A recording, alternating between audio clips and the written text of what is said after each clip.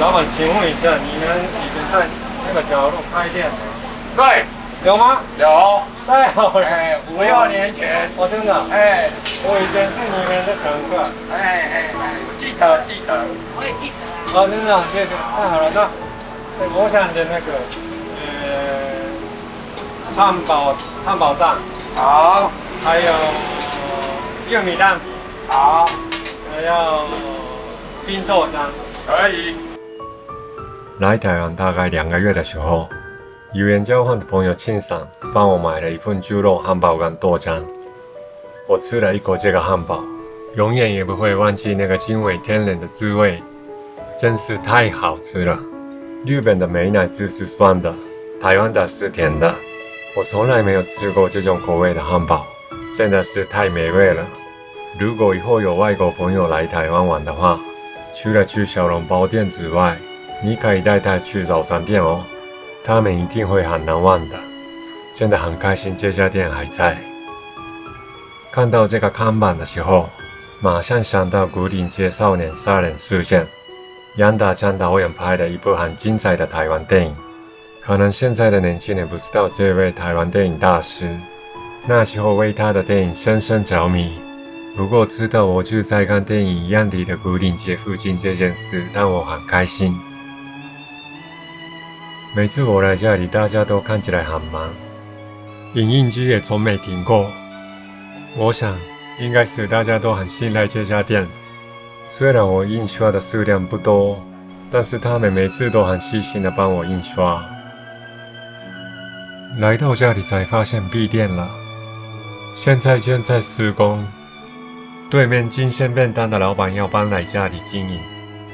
听老板说，这家金华楼餐厅经营了31年，不过因为受到疫情的影响，去年就闭店了。老板说，之后除了现在的餐点之外，也想卖面类的餐点，所以我很期待。我在还没有健保的时候来过这里，那时候洗牙跟其他治疗的费用花了1200元。我还记得医师和助理非常细心，对不会国语的外国人来说，遇到有耐心又愿意花时间说明给我听的人，是非常感恩的事情。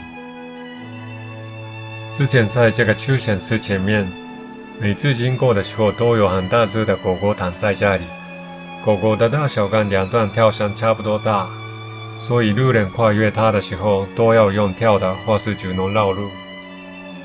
因为它躺着的样子超级光明正大，而且看起来像是我认识的人，所以我帮他取了一个名字叫中村社長。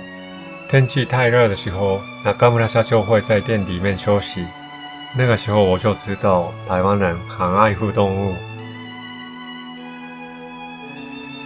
来台湾住了几个月后的某一天，坐机场车的时候，我突然下定决心要用中文跟运厂大哥说出我家的地址，鼓起勇气说：“麻烦你到宁波西街跟重庆南路。”然后司机说：“啊？”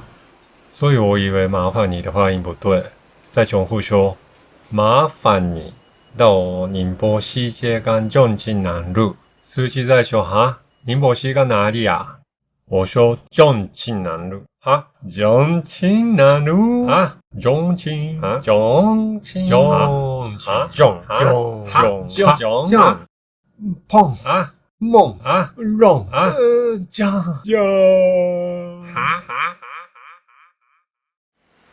后来还是把 note 拿出来给他看我家的地址，然后司机说：“哦，重庆哦。”过了很久才知道破音字的存在。第一次来台湾走一走，迷路的时候，还好有派出所可以问路。里面的警察先生还亲切的一边帮我倒茶，一边解释怎么走到下一个目的地。真感谢他们，觉得台湾好有人情味。跟以前比起来，宁波西街上多了好多各式各样的店，开了10年以上的店家们，我想他们一定都有各自的故事吧。来这里的每个客人应该都跟我一样，对这里每个角落都有美好的记忆。希望这里的店家们能够一直持续的让更多人留下这么棒的回忆。虽然来到台湾大概搬了5次家，不过回到家里，能让我想起当时的初心，尤其是那个时候我完全不会中文的关系，更能透过每个人的表情感受对方所传达的讯息，更可以仔细看见家里的风景。最后，就在满满人情味的宁波世界的我，从这个巴士站开始，搭乘235号公车，前往一个名叫师范大学国语中心的地方，开始了我的慢慢学中文之旅。